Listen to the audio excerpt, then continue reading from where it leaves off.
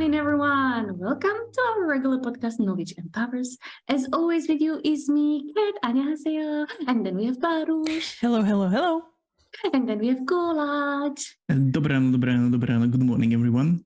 How do we do this? I don't know. We were dead half a minute ago, and now look at us. Yeah, because We are still dead, yeah. Well, yeah. I would say face is dead, and inside the energy just now waking up. It's the opposite for me. The other way around. Okie dokie. Anywho, I would say let's start with our 3 fun facts. Golaj, what did you prepare for us? So first fact is about birds, and it's specifically about fairy wren, which is a small bird, and they developed a way how to defend against cuckoos. Okay. These birds actually developed a way that they sing a password to their chicks while they are still within the egg. And these chicks, when they're born, they need to sing this password back to their mother. Otherwise, they are not fed. Wow. So it's really like prenatal singing, to an unborn, birdie there. So when a cuckoo lays eggs, An egg? or brings the egg into the nest, they don't know what the password is anymore. So That's so cool. So, that bird is not being fed. Or if you forget the password, there you go. There is no... Mama, let me know password. Mama, password. I'm your child, please. It doesn't seem like I'm your child, please. Yeah, there is no link to forgot. Have you forgotten your password? Not really happening here. And But- do you know how to say the word bird in Korean? No. Se. Say, I will Say. not remember that. That's okay. Imagine people having the same strategy. No. Until you singing. cry password to me, I will not feed you. Well, that's the thing. This is something interesting for me, at least. That it makes sense then talking to unborn babies. If this works with birds, which are few levels back in terms of evolution, it makes sense that mothers and fathers are talking to their child, before they are born, because it's already some sort of development phase, and everything can be then applied. Okay. Number 2. Number 2 is that we usually go with the discussions okay, pheromones and, smell it and everything like that. The thing is, people... Sorry, but when you said smell it, usually my husband, after he finished his gym and he comes, smell me. I'm like, go away. You're supposed to love it. That's the pheromone. I'm like, oh my God.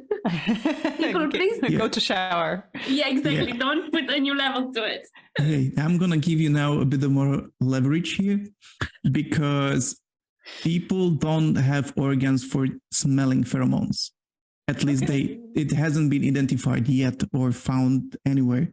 It's totally different with other animals, with other species like dogs or cats or whatsoever. But humans don't have that organ. To me, it makes wasn't sense. identified yet. Yeah. So there is something similar working within our bodies, but it's not the same. It's not working anywhere closely to that. Yeah, the sweat smell will always overpower probably the pheromones. Yeah. Well, there are things that we are still impacted by smells.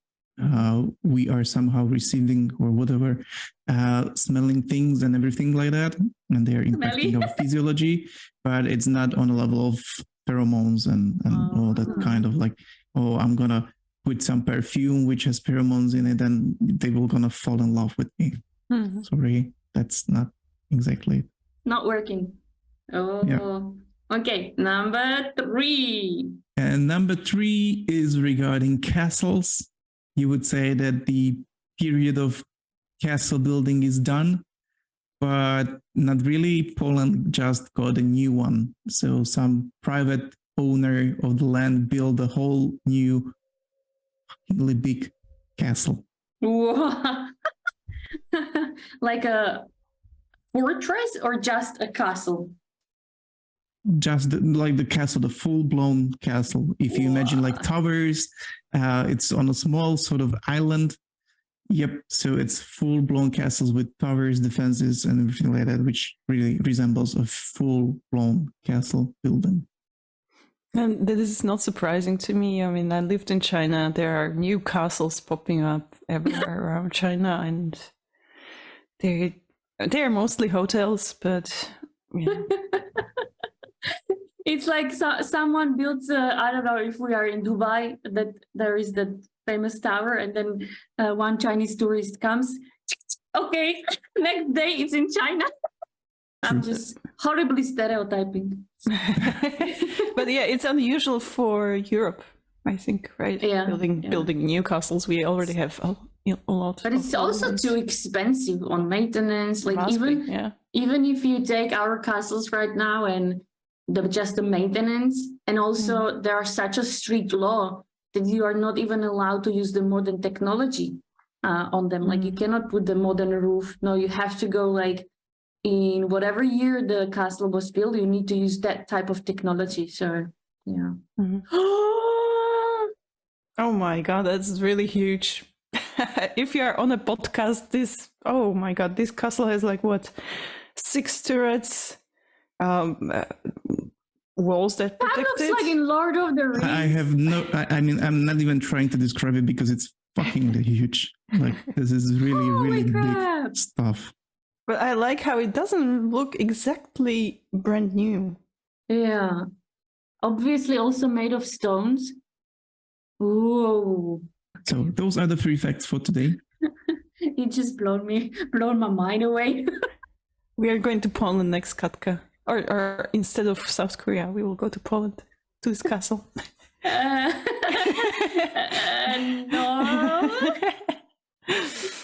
I am so looking forward for the food we're gonna eat. Like, yeah, me too. Come on. Me too. Okie doke. What is the topic today? What are we going to talk about? I would like to touch the topic of unconscious games, which we play around us. We have some patterns and we do play games. And I would like to start with a small theory behind it, and hopefully we'll get to some practice. When you say games, you are not talking about board games, right? Or PC games? No, since this is unconscious, it can't be a board game. Well, you can play unconscious. No, okay. Can you play unconsciously a board game? You can play a board game consciously and have like unconscious processes behind it. So that's definitely true. That's definitely true. But then it's unconscious process, not unconscious game. And I will show you how old I am. All my game is like one solitaire. But you played Ludo, right? When we talk about board games. What? Anyway, Ludo. Človečenie zlob sa. Ah, okay. Yes. Okay, that's interesting. I never know how it's actually said in English. In English, me neither. Yeah. Never heard of it. Ludo. When she said in Slovak, I'm like, yes. In English, no. It starts with the theory of few people interested in psychology. And the first one is Eric Berne, who was interested firstly into psychoanalysis, into psychoanalytics, which we may know from Freud.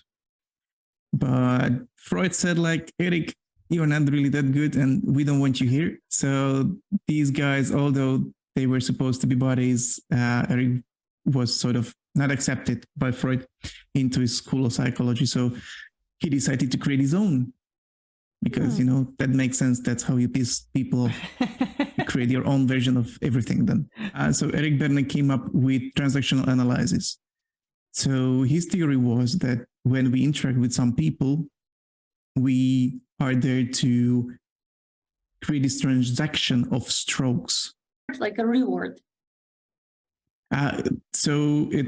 Eric defined it basically as a stroke, that somebody is really like stroking your head, basically. caressing you, yes. Okay, So okay. that was his definition or his perception of how the transaction works. Like, I'm going to stroke you or caress you, and I'm going to stroke you back. I'm going to caress you back. Okay. So that's how the interaction between us is. He was telling a story that if you meet someone on a regular basis, you just say hi, and then you go off. You've got the transaction where everybody of you said hi, and then it's gone. Mm-hmm. Everybody did the one stroke. If you don't meet the person which you were meeting regularly on, let's say, a week or two, you suddenly are missing those strokes. So when you meet the person next time, you'll say not just hi, but you will go like, oh, I haven't met you for a while. Where have you been? Oh, How are you? strokes. So it's two strokes. And this person goes and answers you, and you exchange few of those. And then the next time you meet them, you are back to hi again, because you just caught up with the time Mm-hmm. being. Oh. So that's the first level of how he perceived the interactions. Then he went into the description of what are the various types of these strokes there could be. And he defined several egos or several mindsets behind that, that the interaction can go on various levels. And those three states are adult, child, and parent. First is parent. Parent is the judging one. This is bad. You shouldn't do this. Then there is child, which is about emotions, needs, wants. I want that. I want ice cream. I love you. That's child speaking up. And then there is adult, who is sort of assertive and analytical. The distance is 2 meters. I have $25 in my pocket. That's adult speaking. Mm-hmm. And these strokes can get on various levels, which we are saying. And then there is one level when what we are not saying. So there is something what we are talking in one way, but there is subconscious, subconscious discussion going on between you and the other person. Like, for example, you come to a shop and the shop assistant tells you this costs too much, which is the accountant saying you can't afford this. I'm getting lost a little bit. So yeah. Help me understand. Mm-hmm. If I understand this theory, how this will help me? So we are getting there slowly but surely. This is the theory. We are getting there. Mm-hmm. There are a few ways how to get there. So first we need to understand this, that there is a transaction going on where we are communicating between this status or our ego levels as a parent, child, or adult. We are receiving some sort of answer back. And there are two levels of it. One we are saying and one we are not saying, but it's subconsciously there. Like we are moving, the discussion there. It's the best is this exchange, for example, in a shop. Like, okay, how much does it cost? It costs too much. You're approaching as an adult and asking an adult price, but as a child, you're saying, I want this, give me it, I like it. And the shop assistant is answering you that is judging you, you can't afford this. So but these are the exchanges there so far. And if I have, let's say, if I subconsciously might think, does my body react to it? Like maybe I'm saying something else, but my body will show like, yes, exactly. Watch me that I can afford it. Yep. The subconscious is full of cues, body language, nuances when it comes to paralinguistic, everything there. So yeah, full-blown communication here going on. So this is how Eric Berne created transactional analysis, so that we understand that there is some discussion going on the surface level and something going on the subconscious level. And based on this surface and subconscious level, Eric Berne defined several games. He called it games because those are the sort of pre-model communications we do with the others, which are supposed to give us some psychological benefits. So when we go into the discussion, although we end up, for example, shouting on someone, it gives us the benefit of, I don't know, protecting our ego or getting safety or whatsoever. So that he is saying that anything we do has a psychological benefit for us. I think that's pretty much easy to agree with. That whatever we do is good for us on some sort of level. It doesn't necessarily need to be visible. It could be subconscious.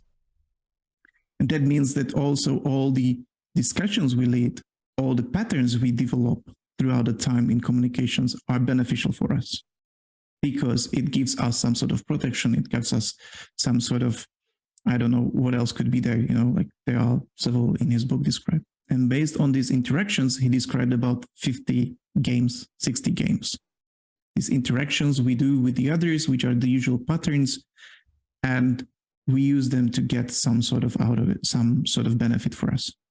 Then the other people came in and they said like, okay, I like transactional analysis, could work there, Eric, but there is a problem that it's too complex. Like when you get to the book, Games People Play, you will realize that it's so complex, and because he's describing their psychological levels, mental levels, physical levels, everything like that, on described on everything there. You may get lost.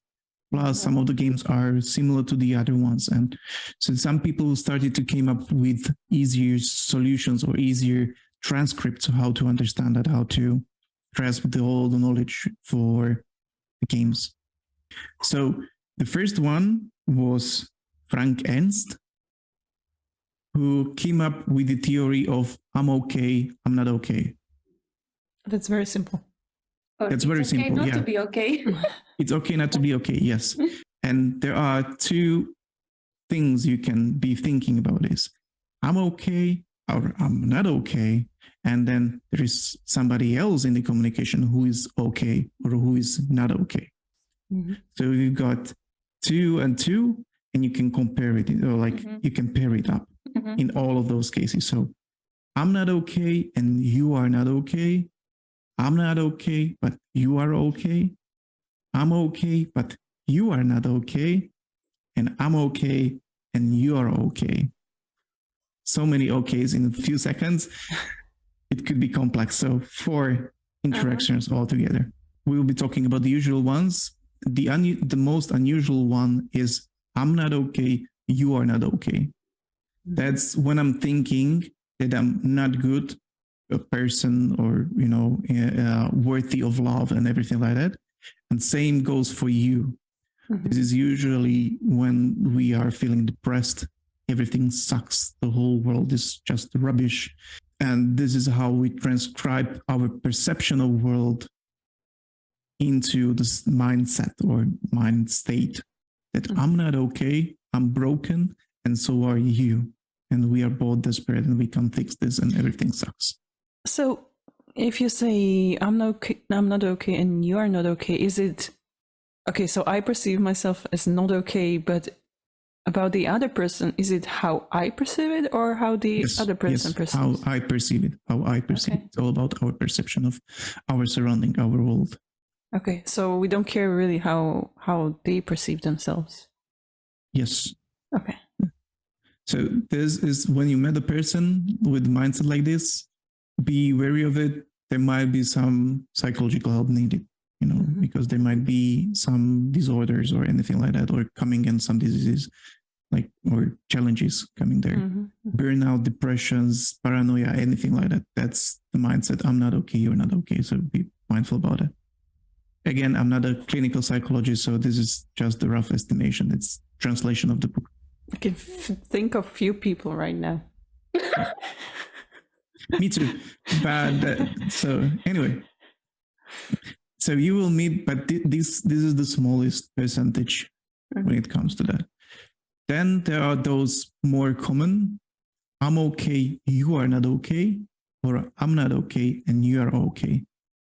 And that's when all this leveling comes up. Who is better?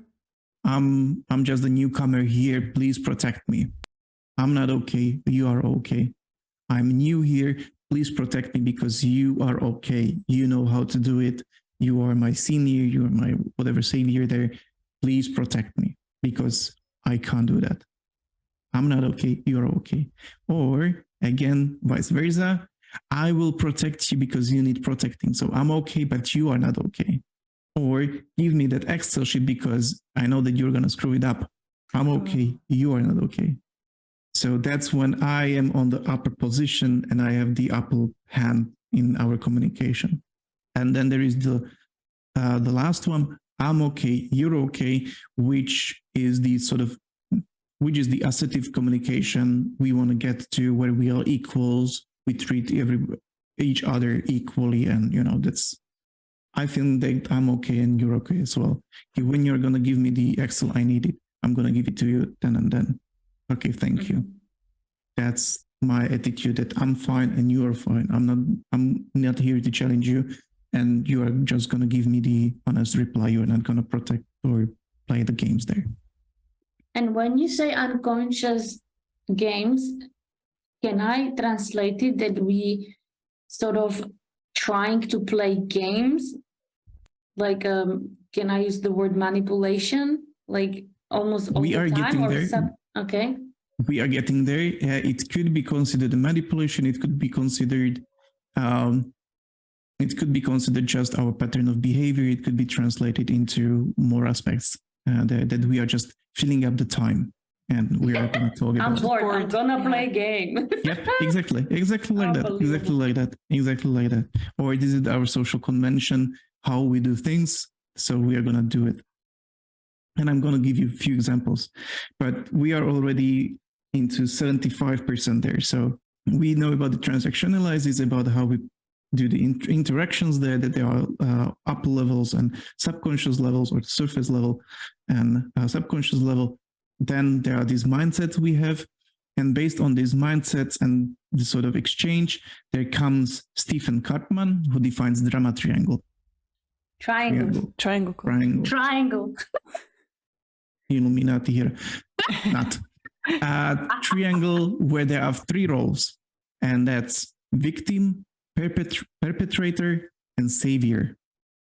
Three roles: victim, savior, and perpetrator.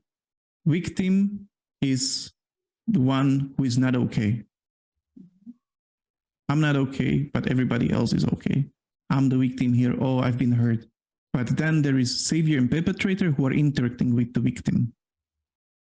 Savior is trying to protect the person, while perpetrator is chasing the person. So you can imagine it like, in a work situation, for example, that, my boss is pushing me again and bossing me around. I'm the victim here. There comes the boss, of course, like, you need to do this. I'm going to micromanage you. That's the perpetrator there. And there might be a savior, like our body, who's going to be like, oh, next time he comes, I'm going to tell him something, or tell her something, like, I'm going to tell the boss that fuck off, So that's our savior there. And that's how these interactions work, or these games work. There are three roles. Not everybody is interacting, or not every role is in this game, but these are where we are moving around. And it doesn't necessarily need to mean that in one interaction, we are just the victim or we are just the savior, but it can change really from one exchange to another. In one transaction, we are the victim, and in the other one, we are the perpetrator.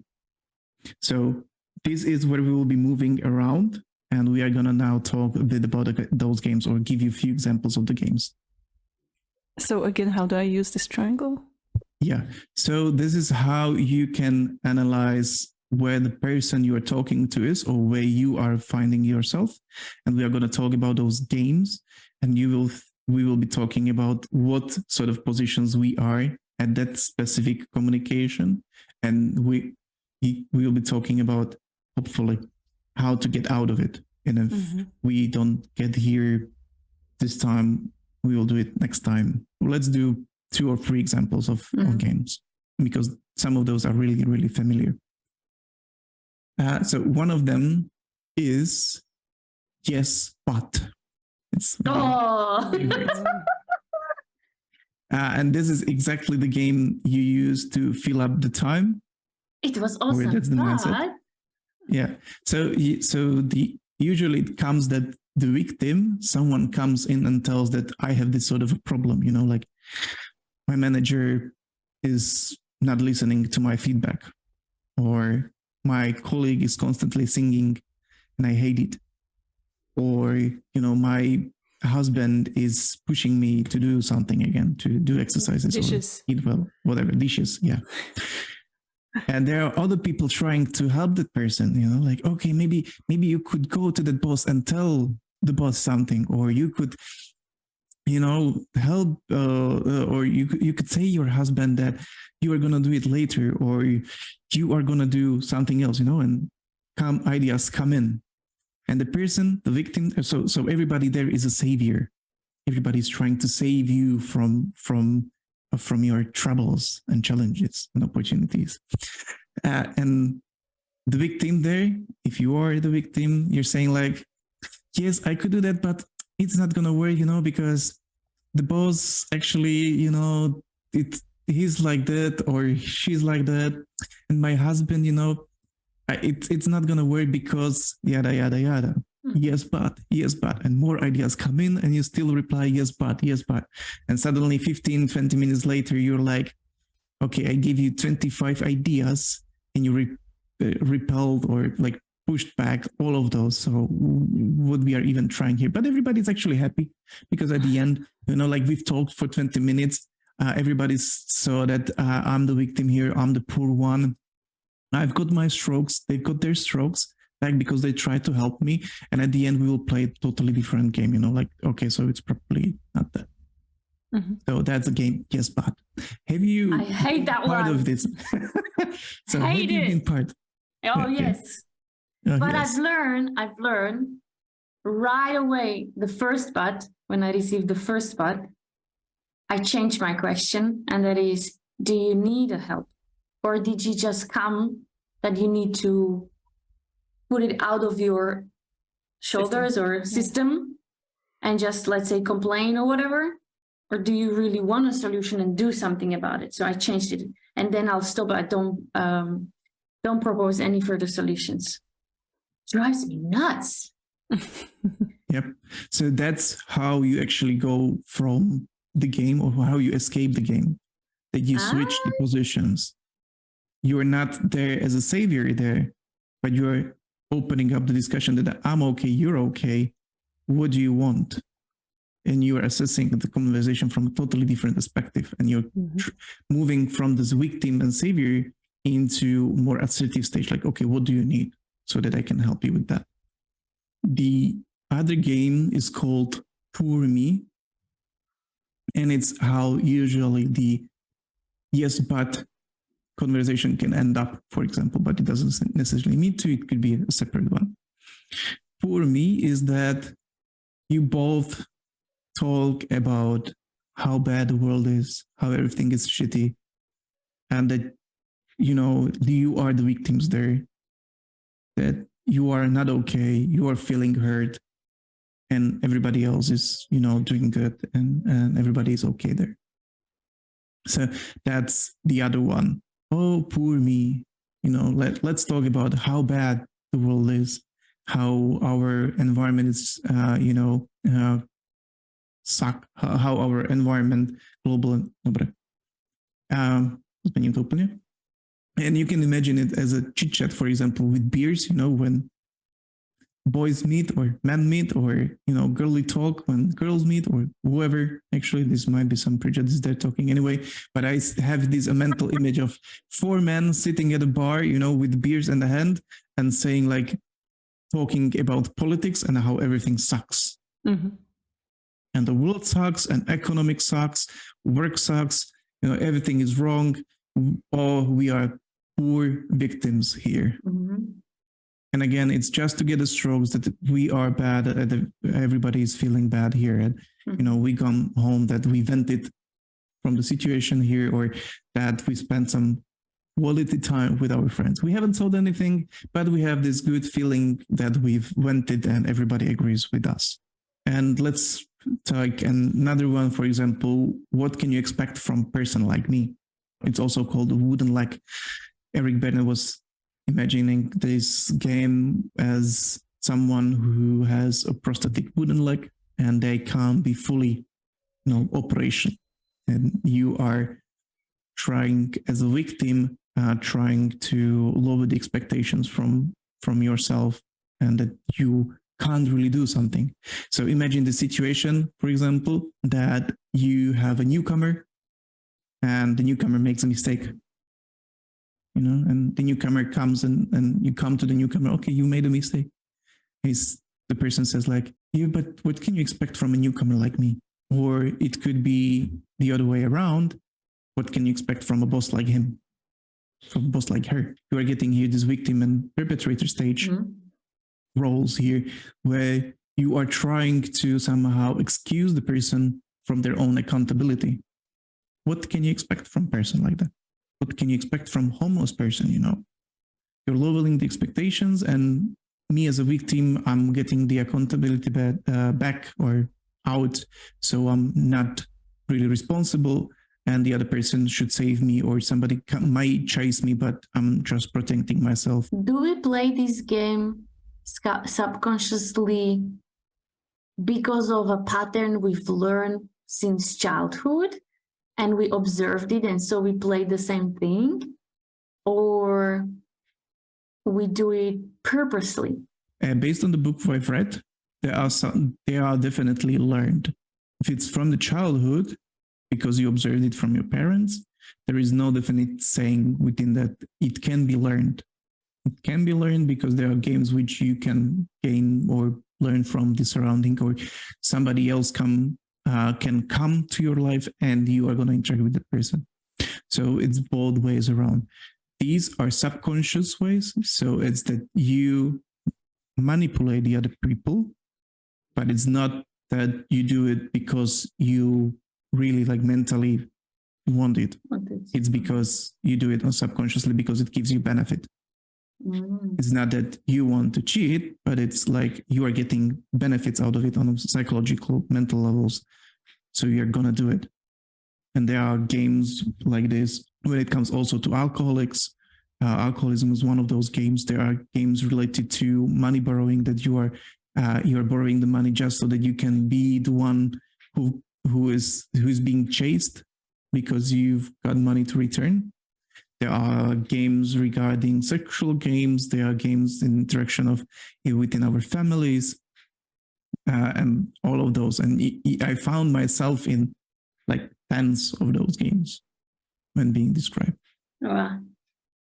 Okay, let's continue further afterwards because time's up. Before we close it down, do we have any recommendation? I have this recommendation for the book from Eric Berne, Games People Play, where these actually games are described in a really detailed level. The first part is more theoretical, and the other one is more practical. So the first one is Introduction into Transactional Analysis, how it all works, how these transactions are existing there. And then there are this game described in really detailed manner. And you can find the patterns you use and you apply in your daily life and think about the psychological benefits they are giving you. And then like think about, okay, am I doing it right? Or actually I should change something here. So that's my recommendation here, which is really, really tied to the topic of these subconscious games. 감사합니다. And with that said, I'm gonna say 수고하셨습니다. Bye-bye. Ciao. This podcast represents our own opinions, experience, and our own ideas. We do not represent any official statement from our employers, and this is not their official channel representing the company.